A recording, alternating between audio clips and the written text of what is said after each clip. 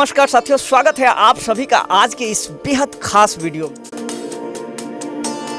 दोस्तों, आज इस वक्त मैं मौजूद हूं बिहार के पावन धरती के पावन जिले मुजफ्फरपुर के पावन ग्राम चंद्रहठी में।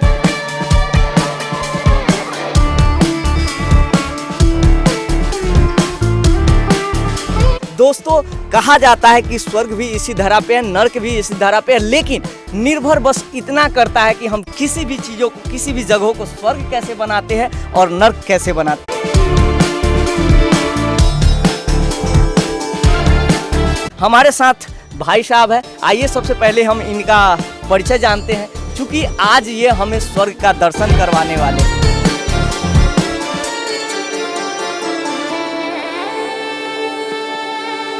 का नाम क्या है?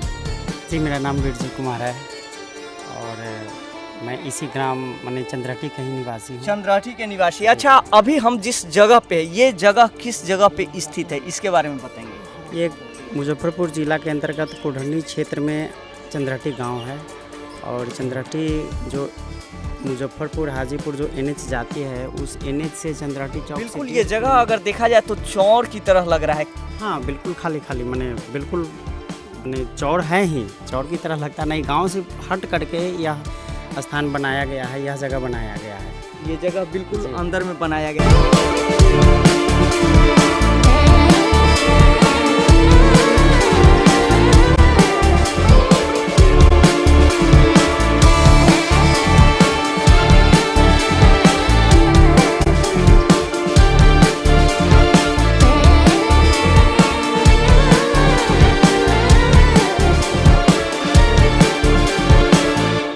यह माने एक केंद्र है, माने एक विचारों का जगह है।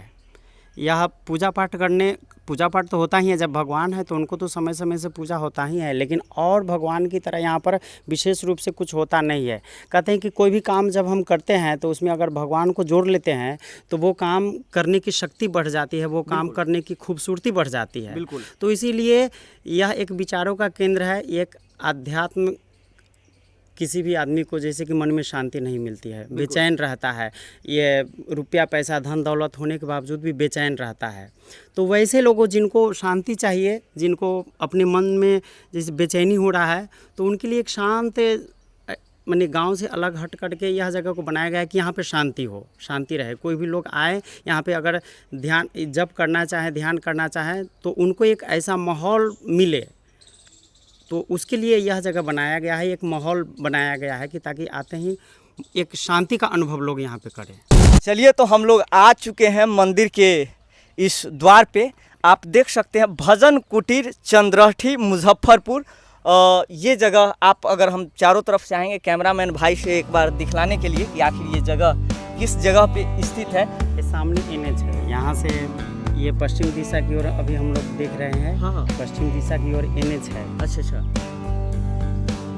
जो हाजीपुर से मुजफ्फरपुर, हाजीपुर और मुजफ्फरपुर मुख्य शहर को जोड़ती है। और ये अच्छा, ये जो चौर है यहाँ पे मुख्य रूप से फसल मतलब जो हाँ, यहाँ के ग्रामीण लोग मुख्य रूप से खेती बाड़ी पे ही निर्भर है। और बाजू में नदी भी है। बिल्कुल नदी, ये इसको कदाने नदी बोलते हैं। कदानी नदी। कदाने। अच्छा, उस नदी का पानी इधर आती है? हाँ, जब बाढ़ के समय में नदी में जब पानी भर जाती है तो एक रास्ता यहाँ पे बगल में एक माने पानी आवागमन के लिए एक छोटा सा पुलिया बनाया गया है। उस पुलिया के माध्यम से पानी इधर आ जाती है और उससे कभी तो खूब ज़्यादा पानी आ जाता है। तो यहाँ पे जहाँ पे अभी हम लोग खड़े हैं, हाँ। यहाँ पे लगभग 3 फीट ऊंचा पानी भी भर जाता है। वैसे परिस्थिति में तो नाव की आवश्यकता पड़ती है। नाव है, नाव खरीद करके रखा गया है इस मंदिर में भी नाव है? जी बिल्कुल, नाव एक स्पेशल मंदिर के लिए यहाँ पे आने जाने के लिए नाव रखा गया है। मतलब परिस्थितियाँ सभी को पता है। बिल्कुल। चलिए, तो हम लोग चलते हैं, भैया मंदिर में लेकर के चलेंगे और मंदिर को बारीकी से हम लोग को दिखाएंगे। चलिए।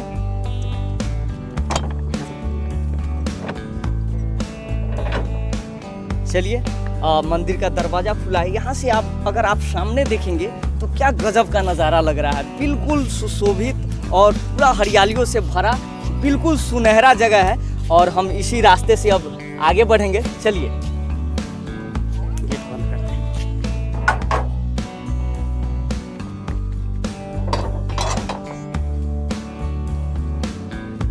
यहाँ पे अगर आप देखेंगे तो सामने में कैंपस बना हुआ है, बहुत ही बेहतरीन ये कैंपस है। इस कैंपस के बारे में आप कुछ बताएंगे? ऐसे ही भगवान का एक जगह है, तो देखने में थोड़ा सुंदर लगे।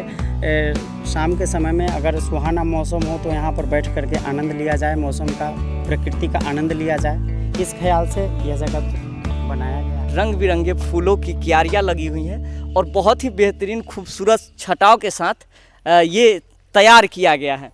हम सामने आगे आते हैं और सामने में इधर एक शेड बना हुआ है। ये भी शेड किसी न किसी कार्य को करने के लिए ही बना होगा। इस शेड के बारे में कुछ बताएंगे? ये शेड में क्या कुछ होता होगा? ये पिछले वर्ष बना था, जब भगवान जी का रथ यात्रा यहाँ पे हम लोग हर वर्ष निकालते हैं। तो रथ यात्रा के दौरान क्या होता था कि भगवान को रथ सजाने के लिए जिस समय रथ यात्रा निकलती है उस समय तो बारिश का मौसम रहता है। बिल्कुल बिल्कुल। तो बारिश में ही कभी कभी माने बारिश का सामना करना पड़ता था, और रथ यात्रा के दौरान बहुत काफ़ी संख्या में लोगों की भीड़ हो जाती है, भक्तजनों की। तो यहाँ पे माने खिचड़ी का प्रसाद बड़े स्तर पे लोग पाते हैं आकर के। तो उन्हीं के दृष्टिकोण माने उन्हीं के सोच करके दृष्टिकोण मद्देनजर रखे हुए ये शेड का निर्माण कराया गया है। चलिए, जो भी आयोजन हो तो इसके अंदर हो। बिल्कुल। इधर देखेंगे तो फिर से इधर एक बैठने की चबूतरा वगैरह बनाई गई है। पेड़ नीम का, ये नीम का पेड़ है भैया? नहीं, नीम का तो नहीं है, इसको बकाइन कहते हैं। अच्छा। इसी की तरह माने यहाँ पे पहले एक पेड़ हुआ करता था, डेग का पेड़। अच्छा। वो बहुत ही सुंदर उसका आकृति था, लेकिन जब इसमें बाढ़ आया ना, ये 2017 में, अच्छा, तो वो पेड़ सूख गया। बहुत सारे जो बड़े बड़े पेड़ थे वो बाढ़ के कारण, पानी लगने के कारण सूख गए। तो वो डेग के पेड़ सूख जाने के बाद यहाँ पे ये पेड़ लगा दिया गया। तो ये लगाया गया था डेग का ही समझ के, लेकिन ये बकाइन का निकल गया। हाँ, बकाइन। यहाँ पे हम देख पा रहे हैं, आप नीचे देखेंगे तो बहुत ही खूबसूरत सा ये फूल लगा हुआ है। ये खूबसूरत फूल किस चीज़ का है? इसको लिली कहते हैं। लिली का फूल है। हाँ, अच्छा, इसी का नाम लिली है? जी, लिली का कई वैरायटी है, कई प्रकार होता है। तो एक ये भी प्रकार है, लिली का ही प्रकार है। और ये फूल, ये जब बारिश होती है तभी इसमें फूल आती है, इसको मौसम से कोई लेना देना नहीं है। अच्छा, ये मौसम से नहीं, जब हाँ, बारिश होगी, ये वैशाख के महीने में भी, भीषण गर्मी के समय में भी जब बारिश होती है तो बारिश के ठीक 2 से 3 दिन के बाद इसमें फूल निकल आते हैं। फूल निकल आता है। हाँ। चलिए, तो यहाँ पे हम लोग मंदिर के ठीक बीच प्रांगण में अब पहुँच गए हैं। हम यहाँ से आपको दिखलाना चाहेंगे, देख सकते हैं सामने नीलाचल लिखा हुआ है। भैया, नीलाचल शब्द को थोड़ा सा आप तोड़ सकते हैं क्या? तो भगवान जगन्नाथ जी जिस पर्वत पे विराजमान है ना, उस पर्वत को नीलाचल पर्वत कहते हैं। अच्छा, उसी से ही इसको हाँ, लिया गया। इसीलिए ये भगवान जगन्नाथ जी इस रूम माने उनका घर है। माने ये हम तो पहले ही कहे थे कि ये मंदिर ऐसा कुछ मंदिर करके है नहीं, तो इसीलिए इस जगह का नाम माने उनके इस घर का नाम नीलाचल नाम दे दिया। नीलाचल नाम दे दिया गया। सामने देखेंगे बहुत ही सुंदर सा एक भवन बना हुआ है जिसका नाम कैलाश है। और इधर सामने अगर इधर देखेंगे तो ऊपर आपको बरसाना नज़र आएगी और सामने राधा जी की रसोई नज़र आएगी। यानी कि टोटल समुचित व्यवस्थाओं के साथ ये जगह को बनाया गया है। तो सबसे पहले हम आते हैं और भगवान के दर्शन करने चलते हैं। नीलाचल में चलने से पहले हम एक चीज़ आपको दिखलाना चाहेंगे। यहाँ पे लिखा हुआ है, अपना मन और जूते बाहर छोड़ दे। कहने का तात्पर्य क्या है, इसके बारे में थोड़ा सा बताइए। देखिए, हम जैसे कि कहीं भी कोई भी आदमी भगवान के पास जाते हैं, किसी मंदिर में जाते हैं, तो कुछ न कुछ इच्छाएं, कुछ न कुछ कामनाएं लेकर के ही जाते हैं। अक्सर लोग कि माने उसके मन में जो भी हो, सभी स्वार्थ के प्रति ही कामना रहता है, अपना स्वार्थ है जिसमें सदे वो कामना रहता है। तो इसलिए कि आप इस जगह पे आए हैं तो ये भगवान हैं, लेकिन ये हमने बार बार कहा है कि एक मंदिर नहीं है। तो आप अपना मन, जैसे आप जूते बाहर निकाल करके मंदिर में प्रवेश करते हैं, भगवान के घर में जाते हैं, उसी प्रकार आपके मन में जो कुछ भी है, जो कुछ भी चल रहा है, वो अपने मन को बाहर ही छोड़ दीजिए। बस आप एकदम खाली मन लेकर के, पवित्र होकर के, शून्य होकर के अंदर जाइए। चलिए, तो यहाँ से हम लोग शून्य होकर के एक बार अंदर चलते हैं और अंदर की चीज़ों को दिखाते हैं और बताते हैं। देख सकते हैं हमको ये दरवाज़ा है, खींचने पर बहुत ही खुलता है। खूबसूरत दरवाज़ा है और इसमें जाली लगाई गई है ताकि अंदर में कोई भी किसी भी प्रकार का एक्स्ट्रा कीड़ा मकोड़ा ना आए। अंदर आते ही सबसे पहले हम चलिए भगवान का दर्शन करते हैं।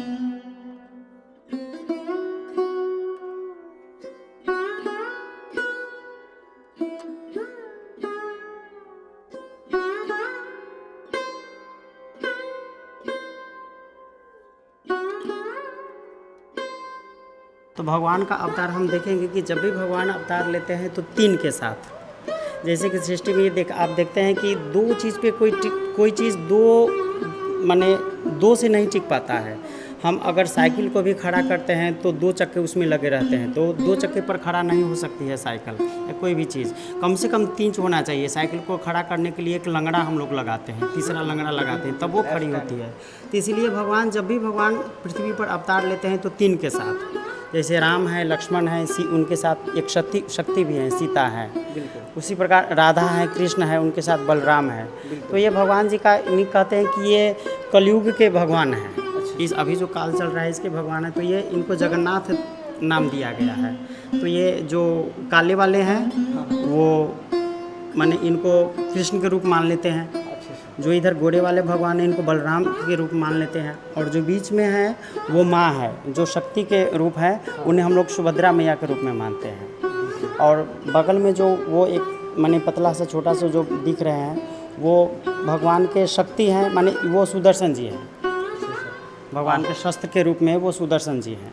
आप सभी को मैं बता दूं कि इस जगह पे मंदिर तो कह नहीं सकते, जैसा कि भैया बताते हैं, हर चीज़ टाइम का यहाँ पे बहुत ही मायने रखा जाता है। टाइम से एक एक चीज़ होती है। इस विषय पे आप क्या कहना चाहेंगे?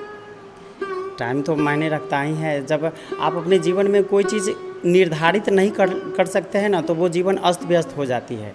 जैसे कि सोने का टाइम भी होना चाहिए, खाने का टाइम भी होना चाहिए, जगने का टाइम भी होना चाहिए। उसी प्रकार एक भगवान का जगह है, तो यहाँ पे जब हम लोग एक चीज़ को एक व्यवस्था के रूप में जोड़ देते हैं ना, तो हमारा पूरी दिनचर्या खुद ब खुद व्यवस्थित हो जाती है। एक छोटे से चीज़ को, जैसे कि हम सुबह में अगर समय से उठने की ठान लें कि हमको इतने बजे उठना है, तो उस उठने के साथ ही मेरे पूरे दिन भर की कामों की जो समय होता है, टाइम टेबल होता है, वो अपने आप व्यवस्थित हो जाती है। यहाँ पे मंदिर का किस समय क्या पूजन अर्चन आरती का क्या होता है? सुबह में 6 बजे भगवान जी का पट खुलता है, माने दरवाज़ा खुलता है 6 बजे। माने ये 24 महीने की, माने 24 महीनों की जो है पूरे साल की यही टाइम है। 6 बजे भगवान का पट खुलता है, और उस समय झाड़ू पोछा होते होते 7:30 बजे भगवान की आरती होती है। प्रसाद खाते खाते 8:30 बजे तक जो भी लोग यहाँ पे रहते हैं 8:30 बजे फ्री होते हैं। फिर 9 बजे से अपने अपने घर जाते हैं, अपने अपने कामों में, दिनचर्या में लग जाते हैं, दैनिक कार्यों में लग जाते हैं। अच्छा, ये इतने सवालों का जवाब आप दे रहे हैं। आपकी यहाँ इस मंदिर में क्या भूमिका है, और आप इस मंदिर से कैसे जुड़े हुए, या फिर इसके बारे में कुछ? हमको, चूँकि हमने पहले भी बताया था कि मेरा घर इसी गांव में पड़ता है, तो हमको यहाँ आना अच्छा लगता है, इसलिए हम यहाँ आते हैं, रहते हैं, भगवान के कामों में अपना समय देते हैं। भगवान ले लेते हैं हमसे समय, भगवान हमसे काम ले लेते हैं, हम क्या देने वाले होते हैं। कैसा लगता है? मतलब अच्छा लगता है, अच्छा लगता है। चलिए, अच्छा लगता है, तभी तो यहाँ पे रहते हैं। हम सोच रहे हैं कि भाई हम फालतू के, अगर हम यहाँ नहीं रहेंगे तो कहीं तो रहेंगे। अपना 24 घंटे की समय 7 से 8 घंटे तो कोई भी व्यक्ति सोने में गवा देता है। बाकी का जो समय है वो कहीं ना कहीं तो दे रहा है, अपने दोस्तों के साथ हो, गप करने में, खेल कूद में, पढ़ाई लिखाई में। जो नौकरी पेशा से जुड़े हुए हैं वो अपने कामों में, लेकिन जो खाली समय है वो कहीं ना कहीं तो दे रहा है। तो हम अपने दोस्तों के साथ फालतू के समय ना बिता करके यहीं पे रहते हैं, भगवान के साथ में, इन्हीं के कामों में अपना समय बिताते हैं। बहुत खूबसूरत, बहुत खूबसूरत। भगवान के साथ साथ महापुरुषों की तस्वीर आप देखेंगे। लेकिन हमने पहले भी कहा था कि ये एक विचारों का केंद्र है, एक विचारों का जगह है। तो यहाँ पे उन्हीं देवी देवताओं को, उन्हीं महापुरुषों की तस्वीर लगाई गई है जो नव विश्व निर्माण यज्ञ में अपना सहयोग देते हैं या अपना विचार प्रकट करते हैं। आगे चल के इस मंदिर की अन्य चीज़ों को भी देखने की, तो चलिए हम आगे चलते हैं और आगे आपको दिखलाते हैं।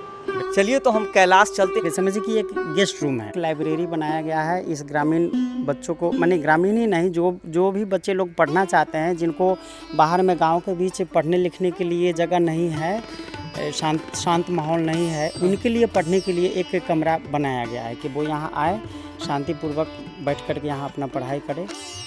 आइए आपको दिखाते हैं। यहाँ पर पढ़ने वालों, सिर्फ ग्रामीण ही नहीं, जो भी इच्छुक बच्चे होते हैं जो पढ़ना चाहते हैं, तो उनके लिए यह जगह बनाया गया है। पूरी पूरी माने सुविधाएं देने की कोशिश की गई है। एक छोटा सा इधर स्मार्ट टीवी लगा दिया गया है कि कुछ बच्चे लोग पढ़ना चाहते हैं तो उनको दूर रह करके, कुछ ऐसे लोग हैं यहाँ इस जगह से जुड़े हुए हैं जो जॉब कर रहे हैं, नौकरी कर रहे हैं, तो वहीं से जहाँ पे नौकरी कर रहे हैं वहीं से वो घंटा 2 घंटा समय इस टेलीविज़न के माध्यमों से बच्चे को देते हैं और दे सकते हैं पढ़ाने के लिए। वाईफाई भी लगा दिया गया है कि जिनको कुछ कंपटीशन की तैयारी करनी हो, जिनको नेट की ज़रूरत हो, मोबाइल से पढ़ना चाह रहे हैं तो उनके लिए यहाँ पे वाईफाई की भी व्यवस्था कर दी गई है भगवान की ओर से। और ये इसका कोई चार्ज नहीं है, कोई चार्ज नहीं है बच्चे। सोचिए इन यहाँ की जो सुविधाएं हैं और सुविधाओं को की तो बात करें जो है सो है, वाकई इस लाइब्रेरी में आकर के मुझे बहुत ही खूबसूरत लग रहा है। आप देख सकते हैं कितनी साफ सफाई है चारों दिखाइए। ये जो प्रकृति का जो ये दृश्य है वास्तव में आपके मन में एक नई ऊर्जा देंगी। गर्मी के समय में पक्षियों को, यहाँ गिलहरियाँ रहती हैं, उनके पीने के लिए पानी का व्यवस्था यहाँ पे किया गया है। एक यहाँ है, एक वहाँ है और एक वहाँ पे है। बहुत, ये देखिए वहाँ पे गिलहरियाँ भी वहाँ पे अपना आनंद ले रही है, वहाँ पानी पी रही हैं। ऊपर में कदम के पेड़ के ऊपर ये 20-25 घड़े लटकाई गई थी। घड़ा जो पानी भरने वाला घड़ा होता है वो लटकाई गई थी पक्षियों को रहने के लिए। शुरुआती दौर में तो पक्षियाँ डर गई थी, लेकिन धीरे धीरे उन्होंने ऑब्जर्व किया कि नहीं, ये इससे हमको कोई नुकसानदेह नहीं है, तो अब उसमें घोंसला बनाती हैं, माने बच्चे भी देती हैं, अंडा देकर के बच्चे भी तैयार करती हैं ये पक्षियाँ। और फिर आनंद तो तब आता है जब गिलहरी और पक्षी दोनों आपस में मारपीट करते हैं कि इसमें हम रहेंगे तो हम रहेंगे, वो दोनों आपस में लड़ भी जाते हैं। बिल्कुल, माने आनंद आता है कि गिलहरियाँ अपने मुंह में नीचे से कुछ जंगलों, कुछ माने उसको माने रुई टाइप का, रुई जैसा वो अपना घोंसला बना लेकर उसमें रखती हैं और पक्षी चोंच से उसको निकाल करके फेंकती हैं और फिर पक्षी अपना रखती हैं और उसके बाद गिलहरी उसको निकाल करके फिर गिलहरी अपना चीज़ रखती है। क्या बात है। दोनों एक दूसरे में मारपीट करते रहते हैं कि इसमें हम रहेंगे तो हम रहेंगे। क्या बात। कुल मिलाकर के आप यहाँ पे ऑब्जर्व कर पा रहे हैं, यहाँ पे साफ सफाई सिर्फ जगह की ही नहीं, यहाँ पे मन की भी साफ सफाई काफ़ी मतलब बृहद। कहा जाता है कि जैसा हम भीतर होते हैं ना वैसा बाहर होते हैं, या इसको भी उलट दे तो जैसा बाहर हम दिखते हैं वैसा भीतर भी होते हैं।